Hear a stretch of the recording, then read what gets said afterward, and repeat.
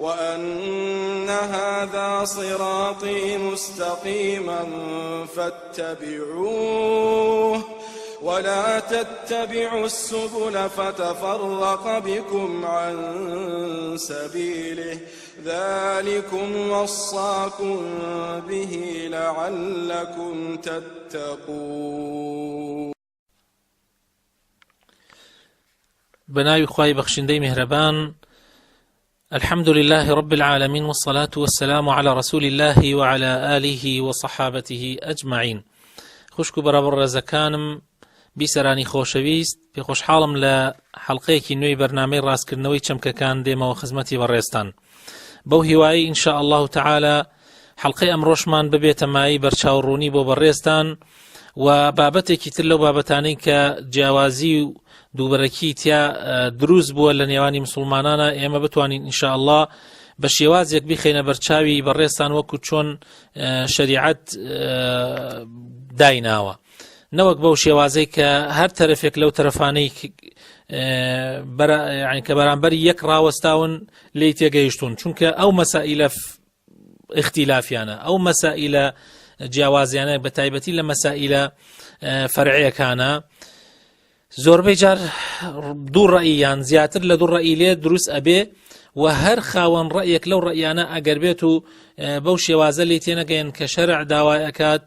و بە شێوازێکی نەرمونیانە نەڕوانە بەرامبەرەکانیان ئەوە توندڕەوی دروست ئەبێ و تەعەسسوب دروست ئەبێ، دەمارگیری کوێرانە دروست ئەبێ و هەر ڕەئی هەر خاوەن ڕەیەک خۆی بە حەق ئەزانێ و مەسئلەکانیش ئەوە هەڵناگرێت، چونکە ئەم مەسائلانە مەسائلێکی فەرعین و ئەسڵی نین، واتە شتە بنەڕەتیەکان نین کە ئیسلام لەسەری ڕاوەستاوە، کە کوفر و ئیمانی لەسەردانراوە، کە بیدعە و سنەتی لەسەر ڕاوەستاوە، بەڵکو ئەم مەسائلانە مەسائلێکی فەرعین و قابلی ئیجتیهادن و خوا و پێغەمبەری خوا صلی الله عليه وسلم خۆیان مەسئلەکەیان بەو شێوازە یەڵاوەتەوە کە مسلمانان تیایە ئیجتیهاد کەن و کۆشش بکەن بۆ ئەوەی ئەجر و پاداشتیان لێ دەستکەوێ. بەڵام بەداخەوە یعنی وەکو باسم کرد هەندێک جار دەمارگیری کوێرانە، هەندێک جار تێنەگەیشتن و کەم تێگەیشتن لە یان کاڵ تێگەیشتن لە دین و لە شەریعەت وا ئەکات کە لە خەڵکانێک بەتوندی بڕواننە ئەم مەسائلانە و ئەم مەسائلانە ئەوەندە گەورە بکەنەوە کە لەزەت لە ڕاستیە لە عیبادەت نەبینن و لەزەت لە مزگەوتەکانیشە نەهێڵن. ئەو بابەتەی کە ئەمڕۆ من حەزەکەم عەرزی بەڕێستانی بکەم ئینشاء الله تعالى بابەتێکی ترە لەو بابەتانەی کە ئەمڕۆ لە ناوی مسلمانانە بە تایبەتی لە کوردستانی خۆمانە بۆتە جێگای مشتومڕ و هەر لایەک وەکو بڵێ خۆی بە تایبەتی ئەو کەسانی کە وەکو باسم کرد بە تەواوەتی و بە جوانی لە دین تێنەگەیشتون و کاڵفا من لە شەریعەتە کێشەیان لەم مەسائلانە دروست کردووە. بابەتی ئەمڕۆمان بابەتی بانگی یەکەمی ڕۆژی جمعە، بانگی یەکەمی نوێژی جمعە یان ڕۆژی جمعە، ئەو بانگەی کە ئیمامی عوسمان زیادی کردووە. طبعا جمعەش وەکو ڕۆژەکانی تر وایە لە سەردەمی پێغەمبەری خوایە صلی الله عليه وسلم تەنها یەک بانگ هەبووە و دوای بانگەکەش قامەت هەبووە، یعنی بەو بانگە و ئەو بانگەی کە هەبووە لەگەڵ قامەتەکەیە کە ئەویشیان ناو بانگ جاریوە هەیە. هەندێک فقەها هەندێک عولەما پێی ئەڵێن بانگ یعنی کەوابوو بانگێک و قامەتێک هەبووە، یان ئەتوانی بڵێن دوو بانگ هەبووە، بانگێک و قامەتەکەش ئەگەر حسابی بانگی بۆ بکەین وەکو هەندێک لە عولەمایان جاروە هەیە وا ناوێ بن ئەکا دوو بانگ، یعنی بانگ و قامەتەکەەوە ئێستا بۆ نوێژینی مەڕۆ هەیە، بانگێکە دا و پاشان قامەتێکە کرێ نوێژەکە ئەکرێ، ئاواش بووە لە جمعە لە سەردەمی پێغەمبەری خوایە صلی الله عليه وسلم و هەروەها لە سەردەمی ئیمامی ئەبوو بەکریشە خوای لێ ڕازی بێ هەر بەو شێوازە بووە و لە سەردەمی ئیمامی عومەریش هەر بەو شێوازە بووە. ئەگەر جەنابتان لەبیرتان بێت لەوانەیە زۆر جار باس کرابێ کە ڕۆژێکیان ئیمامی عومەر خوتبەی ئەدا، لە کاتی خوتبەیە عوسمانی کوڕی عەفان خوای لێ ڕازی بێت هات بۆ مزگەوت ئەلەو کاتە یعنی بۆ نوێژی جمعە ئیمامی عومەر فەرمووی عوسمان ئێسا لە کاتی خوتبەکەیە فەرمووی عوسمان بۆ تاخیر هاتی بۆ نوێژی جمعە ئیمامی عوسمانیش خوای لێ ڕازی بێت فەرمووی واللهی نەمزانی جمعەیە یعنی لەبیرم چوو بوو کە جمعەیە لە بازار بووم کاتێکم زانی کە بانگیدا بۆیە هەر ئەوەم پێکرا دەستنوێژێ بگرم و بە خێرایی بێم بۆ نوێژی بێم بۆ جمعە ئەوە بوو ئیمامی عومەر فەرمووی یعنی غوسلیش نەکردووە کە پێغەمبەری خوا صلی الله علیه وسلم فەرمانی پێ کردووە ئەمە دیارە لە بەردەمی خەڵکیە و لە کاتی ڕۆژی جمعەیە ئیمامی عومەر ویستێتی بیکا بە دەرسێ بە تایبەتی بۆ پیاوێک وەکو عوسمانی کوڕی عەفان کە ئەبێ وەکو بڵێ زیاتر یا زووتر ئامادەی نوێژی جمعە بێ بەڵام تر خوای پەروەردگاریش ئەوەی کرد بە دەرسێک بۆ موسڵمانان کە هەتا تەنانەت پیاوێک وەکو عوسمانیش لەو مستەوای عوسمانە جاری وا هەیە یعنی شتی لەبیر ئەچێ بەڵام ئەمە لە ناو ناخی ئیمامی عوسمان نەمایەوە هەتاوەکو سەردەمی عوسمانی کوڕی عەفان کە ئەو بوو بە خەلیفە ئیمامی عوسمان هەستا بە زیادکردنی بانگێکی کە پێش وەخت بدرێ لە ناو بازاڕە کە ئەو کاتە پێوترا زەورە شوێنێک بوو لە بازاڕە لەوێ کاتی خەڵکی قەرەباڵغی دروست بوو ئەمانەتر دەنگی بانگیان نەئەبیستیا لە بیریان ئەچوو ئیمامی عوسمان حکمەتەکە زیاتر ئەوەیە کە بیخاتۆ یادی خەڵکی ئەو خەڵکەی کە مەشغوڵ ئەبن بە تجارەت و بە کاسبی و بە ئەمانەوە لە بازاڕە ئەو بانگە بخات و بیخاتۆ بیریان کە ئەمڕۆ جمعەیە و ئەوەی بڕۆنەوە خۆیان بشۆن و خۆیان ئامادەکەن بۆ نوێژی جمعە بەڵگەشمان لەسەر ئەمە طبعا حەدیثەکەی سائیبی کوڕی زەیدە رضی الله عنه کە ئیمامی بخاری و غیری ئیمامی بخاری ئەیگەڕنەوە کە ئەفەرمێ أن الأذان يوم الجمعة كان أوله حين يجلس الإمام يوم الجمعة على المنبر في عهد رسول الله صلى الله عليه وسلم وأبي بكر وعمر رضي الله عنهما فلما كان في خلافة عثمان رضي الله عنه وكثر الناس وتباعدت المنازل أمر عثمان يوم الجمعة بالأذان الثالث فأذن به على الزوراء فثبت الأمر على ذلك ئەفەرمێ بانگدان لە ڕۆژی جمعەیە لە پێشە هەر بەو شێوازە بوو کە کاتێ ئیمام ئەچووە سەر مینبەر و سەلامیە کردووە چووە سەر مینبەر بانگ ئەدرا بۆ جمعە لە سەردەمی پێغەمبەری خوایە صلی الله عليه وسلم بەو شێوازە بوو و لە کاتێکا خوتبەکە تەواوەکرا قامەت ئەکرا و نوێژەکە ئەکرا ئەمە طبعا بەو شێوازە بوو لە سەردەم پێغەمبەرە و لە سەردەم ئیمامی ئەبوو بەکرا و ئیمامی عومەرە خوای گەورە لە هەردووکیانیش ڕازی بێ هەر بەو شێوازە بوو بەڵام کاتێ خلافەتی ئیمامی عوسمان هات و خەڵکی زۆر بوون و یعنی سەرقاڵیت زیاد دەستی پێ کرد و ماڵان لە یەک دوور کەوتنەوە و ئەو کاتش لە مزگەوتی پێغەمبەر صلی الله علیه وسلم تەنها لە مەدینە نوێژەکرا یعنی یەک بانگ ئەدرا لە هەموو مەدینەیە ئیمامی عوسمان ئەمری کرد ڕۆژی جمعە بانگێکی سێم زیاد بکرێ یعنی جگەل لە بانگ و قامەتەکەی نوێژی جمعە بانگێکی تر پێ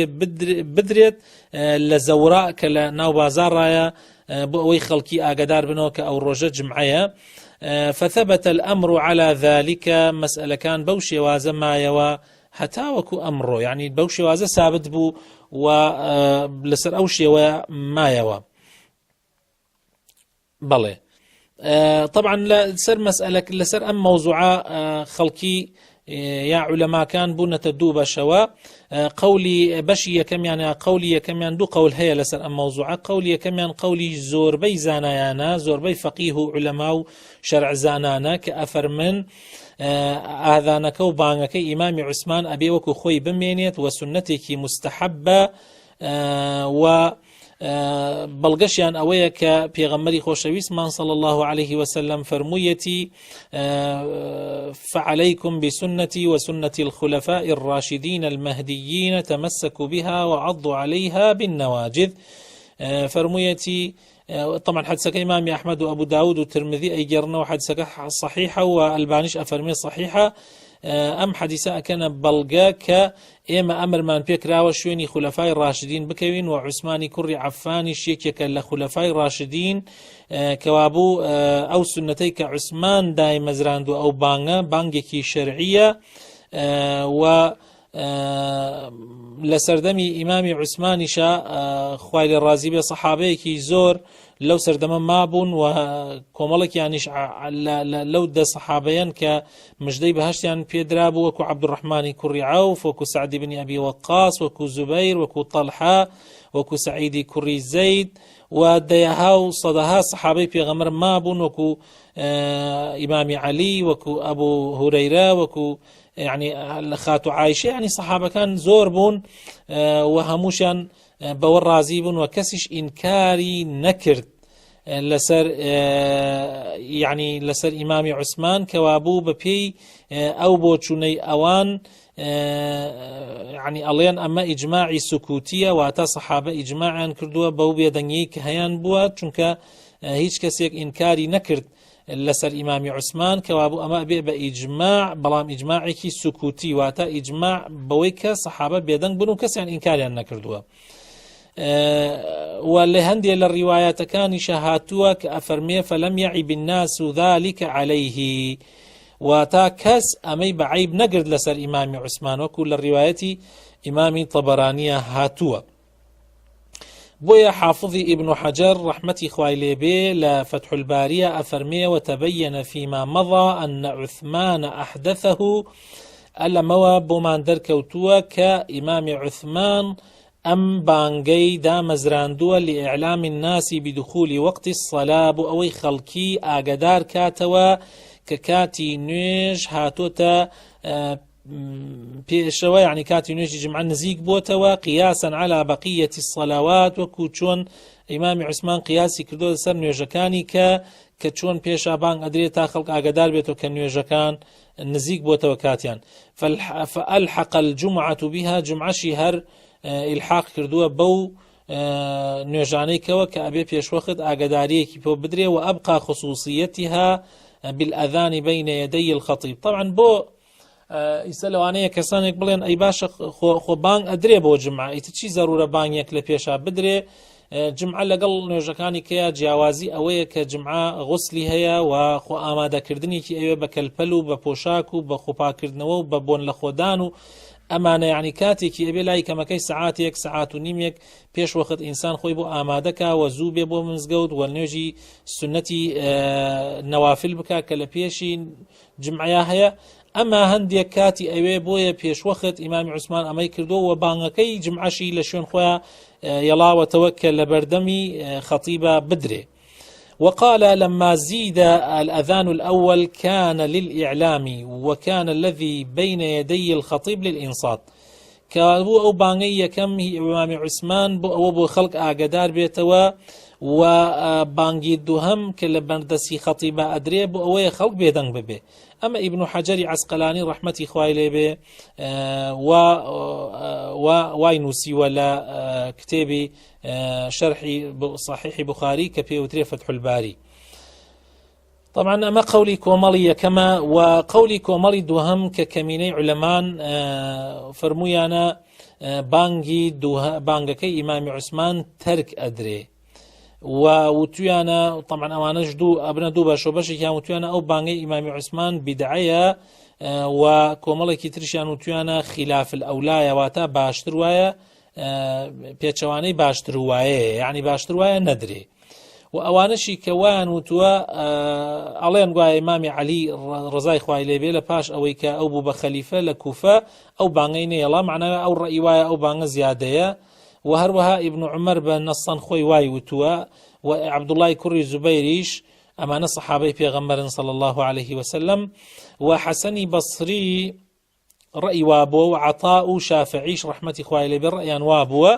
وألي قولي هنديك لحنفيكانيش وصنعانيش رأي وايا وألبانيش رأي وايا. طبعا ما قسهي لسروي أمانها ميان رأيان بالضبط وابو يا وانبو با توزك بروين سر بابتكو نقاشي بكين. إمام قرطبي رحمتي خوالي به لجامع أحكام قرآن ألي أن علي بن أبي طالب كان يؤذن له أذانا واحدا بالكوفة، يعني علي يك بانگ دراوة بوي لكوفة أخو أمش معناه والنية كإمام علي هنا كإمام عثماني بنشياو زانيان بدعە زانویە دیارە کوفە وەکو مەدینە فراوان نەبووە و بێگومانیش یعنی دیارە لەو کاتە پێویستی نەکردووە کە بانگەکەی تر بدرێت بۆیە ئیمامی عەلی هەروەکو لە سەردەم پێغەمبەر سەڵلەڵاهو عەلەیهی وسەلەم یەک بانگ دراوە ئەویش یەک بانگی داوە و هیچ قەولێکی سەریحی نییە ئیمامی عەلی نە لە کاتی ئیمامی عوسمانەوە لە پاش ئەوەش بڵێ ئەوەی عوسمان کردێتی بیدعەیە یان نەشیاوە. وابن شيبة رحمة خوای لێبێ لە مصنفەکەیە ئەفەرمێ ئەگەڕێتەوە لە ابن عمرەوە خوای لێ ڕازی بێ لە خۆی و لە باوکیشی ئەفەرمێ گوایە ابن عمر فەرموویەتی الأذان الأول يوم الجمعة بدعة واتە ئەزانی بانگی یەکەم لە ڕۆژی جمعەیە بیدعەیە. بەڵام نەبیسراوە کە ئیبن عومەر لە سەردەمی ئیمامی عوسمانە شتێکی وای وتبێت و لە ڕوویە ڕاوەستا بێ ئەو قسەی کردبێ و بێدەنگ یعنی خۆنایش ئەبوایە لەسەر بیدعا بێدەنگ ببێت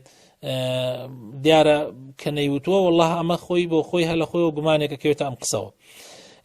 وأخرج عبد الرزاق في مصنفه عن ابن زبير أنه لا يؤذن له حتى يجلس على المنبر ولا يؤذن له إلا أذانا واحدا يوم الجمعة. يعني ابن زبيرش ما ويك إعلاني خلافتك خوي كرت تنها يك باني بو أدراكاتك الرويش تسر من بردا أنشت.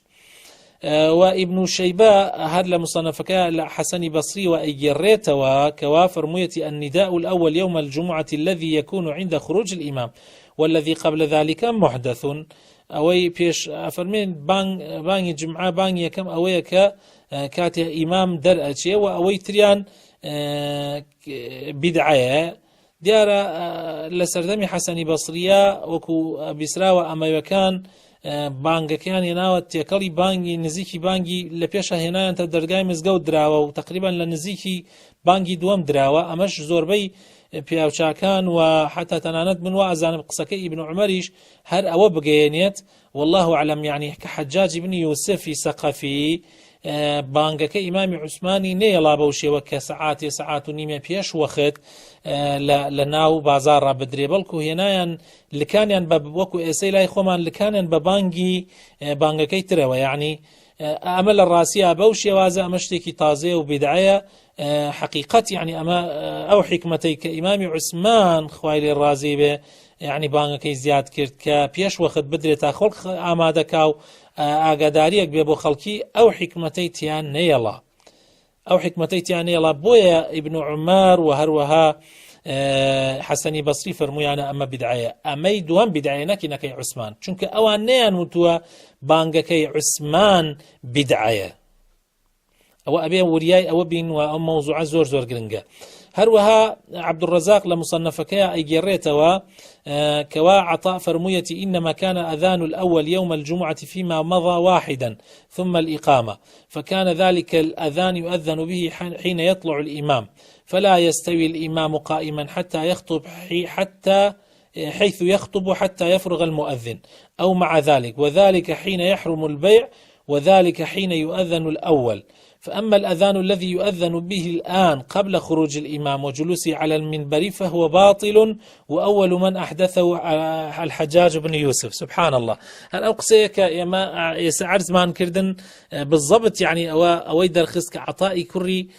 رباح سيركي عينا أقصاك كم من عرزم كردن. سبحان الله. يعني وەکو ئیلهامێکی خوای پەروەردگار خوای گەورە ئەوەی بۆ هین کردم کە معقول نییە ئیبن عومەر و هەروەها حەسەنی بەسری ئینکارکەن لەسەر ئیمامی عوسمان و کارەکەی ئیمامی عوسمان بە بیدعە بزانن. دیارە کارەکەی حەجاجی کوڕی یوسف و ئەمەویەکان بە بیدعە ئەزانن کاتێک کە بانگەکەیان هێناوە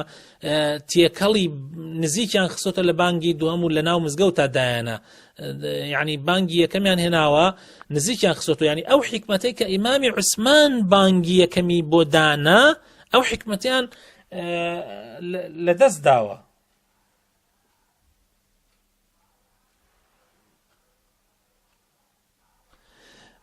يعني حکمەتەکە ئەوە بوتمان بانگی یەکەم بۆ ئەوەی ئیمامی عوسمان زیادی کرد کە خەڵکی ئاگادار کاتەوە لەسەر ئەوەی کە جمعە خەڵکی ئاگادار بکرێتەوە لەسەر ئەوەی کە جمعە کاتی نزیک بۆتەوە. يعني بۆ ئەوەی بزانن کە جمعە کاتەکەی نزیک بۆتەوە بەڵام کە تۆ بێنیتی تێکەڵ بە بانگی دووهەمی بکەی ئەو کاتە ئەو حکمەتە لە دەست ئەدا و بانگێکی ترش زیاد دەکرێت کە پێویست ناکا زیاد بکرێ. ئەمەیە کە یعنی ئیبن عومەر و هەروەها حەسەنی بەسری و هەروەها عەتای کوڕی ڕەباح بە بیدعەیان زانیەوە بە نەشیاویان زانیەوە بالضبط. عطاء فرميه وأول من أحدثه الحجاج بن يوسف يعني كوابو يعني قسكي إيميا كعرز مان كردن ك بانجي دوهم بانجي كم أقل لشيونك خوي بود بدري هیچ يعني هیچ شيء نییە وەکو بڵێ هیچ بدعەیەک نییە و بەرکو ئاگادارکردنەوەشە لەسەر ئەوەی کە يعني جمعە نزیک بووتەوە و واش ئەزانم يعني زۆربەی عولەما هەر ئەوانەی کە يعني وەکو ئەلبانی ڕەحمەتی خوای لێبێ و هەندێک لەوانش کە بە باشیان نەزانیوە بانگی یەکەم بدرێ قەزدیان هەر ئەوە بووە کە تێکەڵ بە بانگی دووەم بکرێ بەڵام ئەگەر لە شوێنی خۆیان بدرێ و بۆ ئاگادارکردنەوەی خەڵکی يعني سعاتی پێش وەخت بدرێ والله أعلم يعني کەسیان ئینکاری ئەوەیان نەکردووە و کەسیان نەیانوتو ئەوە بیدعەیە و شتێکی نەشیاوە. بلى وإمام شافعي فرميتي وأحب أن يكون الأذان الأول يوم الجمعة حين يدخل الإمام المسجد ويجلس على موضعه الذي يخطب عليه وحتى الأخير شافرميتي فإذا فعل أخذ المؤذن في الأذان فإذا فرغ قام فخطب لا يزيد عليه. أمش يعني أمش أو ناقينا كإمام شافعي رأي واب وكبان يك بان بي و حد يعني قسكا أقر بخوين ريتوا بجواني وبوردكاري تماشاك إمامي شافعي الرأي واب وكباسي آداب السنة سننكاني روجي جمعة أكات وشيوازي خطبه يعني باندان وأمانة قصدي أونية كباسي بانجي يكميتيانية يعني أوي بيش وقت كلا لنا بازار بدريان لشونا قشتكانا بدري دیارە والله أعلم أمش هەڵەت یەگەیشتنیە کە لەو کەسانەوە کەواوە ئەزان ئیمامی شافعی ڕەئی وا بووە. جەساس لە أحكام قورآن أفرمي وأما أصحابنا فإنهم يرون إنما ذكروا أذانا واحدا إذا قعد الإمام على المنبر فإذا نزل أقام على ما كان في عهد رسول الله صلى الله عليه وسلم وأبي بكر وعمر ومشهر معنى أو ناقينيت يعني. وعلى العموم يعني من أويك حسا كم عجزي بالريستاني بكم أويك طبعا علمايان يعني دوباشن لو موضوعا بلام والله أعلم بشي أوانيك ألين بانك وكو خوي بميني هناك إمام عثمان أو زياترا ولو عالم تازانش كي رأيان وايك أو وكو خوي بمينيتوا ابن باز رحمتي خوای لێبێ کاتێک کابرایەک پرسیاری لێ ئەکات دەربارەی بانگی دووهەم بانگی یەکەم و دووەمەوەی ئیمامی عوسمان يعني ابن باز رحمتي خوای لێبێ زۆر تأكيد لەسەر ئەوە کات کە وەکو خۆی بمێنێ ثم إن حتى لە هینەکەیان لە قسەکانی با وەکو خۆی نەقلی عەرزی بەڕێستانی بکەم هەندێکی أفرمي ثم إن الناس كثروا في عهد رسول خليفة الراشد عثمان بن عفان رضي الله عنه في المدينة فرأى أن يزاد الأذان الثالث ويقال له الأذان الأول أو أذانيك إمام عثمان زيادي كت بانجي سيما وبيش يوتر بانجي كم لبروي لبيش أو دو بانكي ترأدري لبيش بانجي رسمي قامتك أدري لأجل تنبيه الناس على أن اليوم يوم جمعة حتى يستعدوا أما بو أقدار كدنوي خلقية كأمرو روجي جمعية حتى أخوان آمادكن وبلبكن بون يجي جمعة قبل الأذان المعتاد المعروف بيش أو آبانغي معروفي كلكاتي جمعية أدري أفرمي وتابعه بهذا الصحابة الموجودون في عهده يعني صحابة لسردمي أو متابعي أو ينكردوا وكان في عهد علي رضي الله عنه لسردمي أيشا كيوكي وكان في عهده لهذه إمام عثمان علي بوا عبد الرحمن كري عوف بوا زبير بوا طلحة بوا وقور صحابة كان أو لو سردما هبنا لقل أول شاكس يعني إنكاريا نكردوا وهكذا سار المسلمون على هذا في غالب الأمصار والبلدان يعني لسر أمشي وازا زوربي مسلمانان لهموش كان بمشي وازا رويشتون وإمام علي حتى أفرمي يعني ابن باز يعني أفرمي وتابعه عليه الخليفة الراشد الرابع علي بن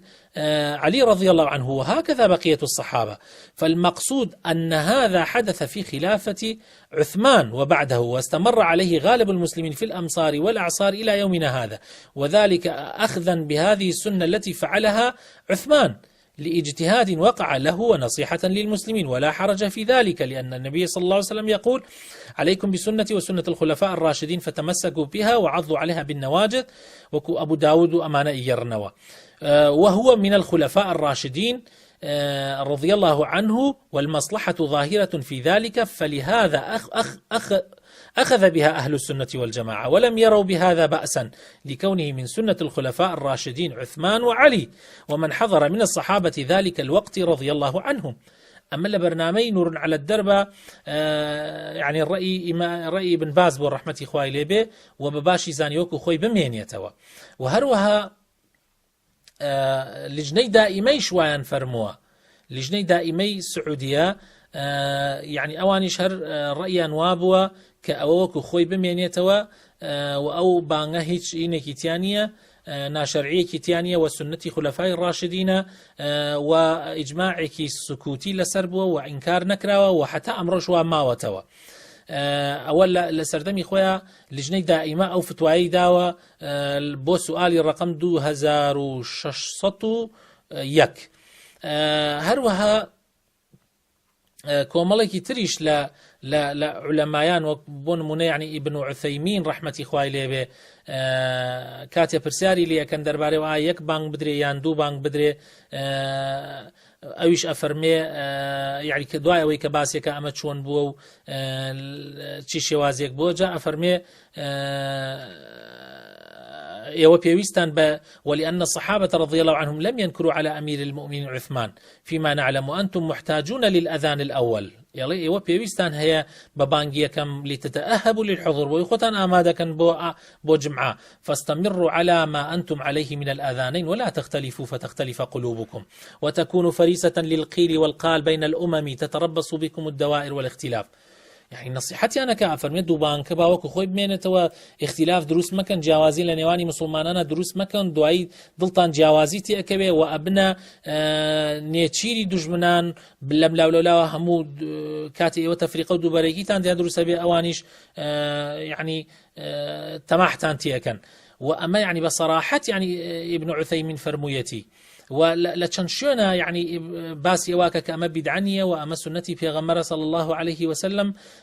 وأبيوكو خوي بمينيتو هروها فوزان رحمتي خوالي بأيش واي فرمو خوي تعالى بباريزي أيش واي فرموها أيش رأي وابو يعني صالح الفوزان الشيخ الباني رحمتي خوالي بأيش فرمويتي يعني رأي وايا كبان ما دام أو حكمتي إمام عثمان نما ولا الرسالة الأجوبة النافعة أفرمي أو حكمتي كإمام عثمان بانجي جمعي بوزياد كرت كأويا خلق وكبلي آقدار بيتو كأمرو جمعي وأوانا وقربالخي خلق الله أو حكمته نما وأمرو چونك أمرو مزقود لقش شاركا مزقود زور هيا وجمع زور أكري وبان بسماعة أدري بويا بيويسناكا أو بمينيت إلا ما قد لشوني لك أنا بيك أو حكمتاني تيانا بيه أو زمانه وكو زمانك إمام عثمان بيه وكاتا دروس تدوبان بدري الباني رأي وايا بلام من أليم وكو ولام يك نابو شيخي برز شيخ الباني بلام هروكو رون كردنويك أليم أو إمام عثمان كردي تنهابو أو نبوة كخلق عقدار بيتوا يعني حكمتي إمام عثمان كاتيك أو زياد كردوبو أو خلقي بزان جمعية تابرون وخوان آمدكن وأيش مسافيكي قرأكو كولا أولوتم يعني أو بونابي تنها بانك بسماع بدري أجر بانك بسماع بدري خلق أقدار بنا أو كاتا لوانية بدا زوجك شانجين لو أوه بهيج بغسل ناجين أو هيج بخو آمادة كردنو كالبل جورينو خو جوان كردنو بون لخودانو سر رون كردنو وكواني كالسنتي بيغمرة لبوروجي جمعة هاتوا أو بوانا ناجين كوابو أو بانك إمام عثمان وكو خوي بمينيت ساعات بيش وقت سيشارك بيش وقت بدري والله أعلم شتيكي زور باشا وكو خوي بمينيت مع الاحترام لك بأوانيك الرأي أنوانية يعني أوانيك ألين نمينيتوا احترام ماني شيء بأوان بلام أو حكمة إمام عثمان هر ماوا وحتى باب بان با تشنيك سماعش هبي وشي هبي بلام أوكو خوي أمينيتوا هروها علامي قورة محمد عطية بن محمد سالم لشرح 40 نووية أيش باسي أم خلافة أكات و بجواني باسيكا الأخيرة أفرمي باسی ئەوە کات کە ئیبن القەیم چەند تند بووە لە مەسەلە لە سنەتی جمعەیە، یعنی سنەتی بینی دوو بانکەی جمعە کە ئێساندێ کەسێکا چەند تون بووە و ئیبن تەیمیەی شێخی چەند نەرمونیان بووە و باسی ئەوە ئەکات کە پێویستە ئێمە لە مەسائلە خلافیەکانە أن هذه المسائل الخلافية وكفرمي الفرعية الخلافية المعتبر فيها الخلاف فلا يجوز فيها التبديع ولا التفسيق ولا الهجر. أفرمي نابت أم مسائل خلافيانة كفرعين وخلافين إما تبديع كردن يكتري بدع شي بزانين يا يكتري فاسق بزانين يا هجري يكتري بكين، فالأمر فيها واسع لمن بذل وسعه. أما مسألة فراوانا بو كساني كهولو كوششتي تياكن يعني كوابو بو خلقي هي اجتهادي تيابكن بو علماء اجتهادي تيابكن وبلغي بقوة التربية النوا. أما مسألة هيك ناشرعي كي تيا نییە. جا لەیرە هەر ئەم پیاوە بەڕێزە عەطیە محەممەد سالم قەولەی قسەیەکی ئیمامی هینە تێرێتەوە، ئین قسەیەکی علامە ئیبن عوثەیمین ئەهێنێتەوە لە اللقاء الشهرية. أفرمي وأنقل هذا الكلام الجميل للعلامة ابن عثيمين في اللقاء الشهري حيث قال گوێ بگرن لە قسەکەی ابن عثەیمین ڕەحمەتی خوای لێبێ بە عەرەبی خوێنمەوە و پاشان بە پەلە بە کوردیش ئەیکەم بە کوردی تەماشا کە بزانم ئەمڕۆ ئەوانەی کە خۆیان بە شوێنکەوتووی ابن عثەیمین ئەزانم چەند دوورن لە ئەلەم بۆ چوونانەی ابن عثەیمینەوە تەماشاکە. أفرمي إذا اختلف الفقهاء في سنة فقال بعضهم هي سنة وقال الآخرون ليست بسنة فليس لازم قول الذين يقولون إنها ليست بسنة أن يبدعوا الآخرين، لا يبدعونهم أبدا، لأننا لو بدعنا المخالف لنا في هذه الأمور لزم أن يكون كل الفقهاء في مسائل الخلاف مبتدعة، لأن الذي يقول لي أنت مبتدع أقول له أو أنت مبتدع، فيبقى الفقهاء كلهم في مسائل الخلاف أهل بدعة، وهذا لا قائل به. فإذا اختلف العلماء رحمهم الله في مسائل لا تتعلق بالعقيدة وليست محدثة حدثا واضحا، إنما اختلفوا في مفهوم النصوص، فهنا نقول الأمر واسع ولا يمكن أن يبدع بعضنا بعضا. تشقسي بنرخى بآوي آلتون حق بنوسريته وحق يعني أهل السنة زور أم قصانا بلاو بكنوا ولهموش نكباسي بكن. جاء أفرمي أجر إما خلاف من بولس مسألة منوتم سنته أو تي سنة النية ألين نابيت أوانيك وألين سنة مقابلة كان بمبتدع بزانيا أوانيك ألين سنة نية برانبركان خوان بمبتدع بزانن. أجر وابكين لما مسائل خلافيانا لما مسائل فرعيانا كمجال خلافي تيايا أجر وابكين أو حرشي فقهاء هي حرشي علماء ما نيقشتي ابن بمبتدع چونك تو بمن عليه مبتدع طبعا منش وتو عليه مبتدع شو كمسألة خلافية يعني تيجيشنا بو يعني هيج كمان مسألة كما دام اجتهادي وخلافية هيج كمان ناتو يعني جزم بكين بلين أوي من إليهم تواوبت بس أو صحيحة. فيبقى الفقهاء كلهم في مسائل الخلاف أهل بدعة، وكانت هرشي فقهاء هي لمسائل الخلاف كان أبناء أهل بدعة وأمش كس نيوتوا. أما قولي خلقاني تازية كتينا جيشتون لعلم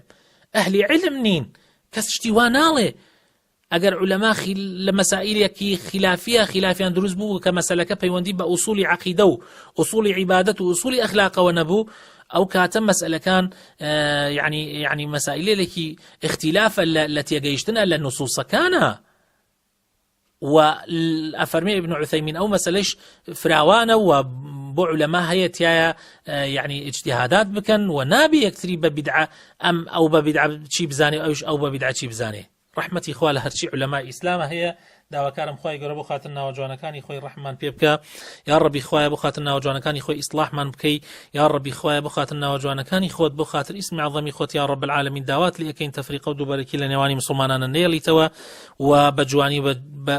بەڕێک و پێکی لە ئاینەکەمان تێبگەین. سبحان ربك رب العزة عما يصفون وسلام على المرسلين والحمد لله رب العالمين.